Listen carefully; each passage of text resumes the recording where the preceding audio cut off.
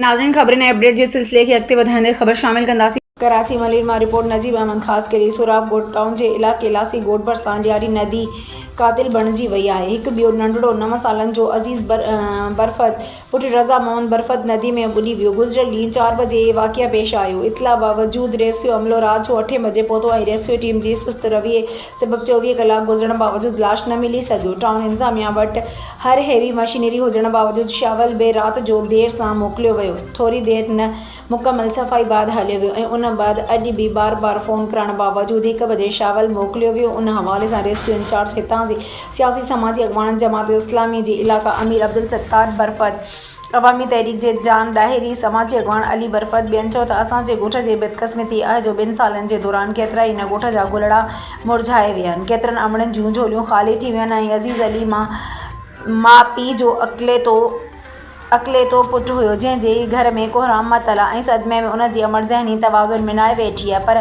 Town chairman समेत ॿिया ज़िम्मेवार इदारा आराम सां एसिन में आरामी आहिनि। हिननि वधीक चयो त कराची इंतज़ामिया समेत मेयर कराची खे घुर्जे त हेवी मशीनरी घुराए सफ़ाई कराए लाश गॾराए वारसनि हवाले कयो वञे।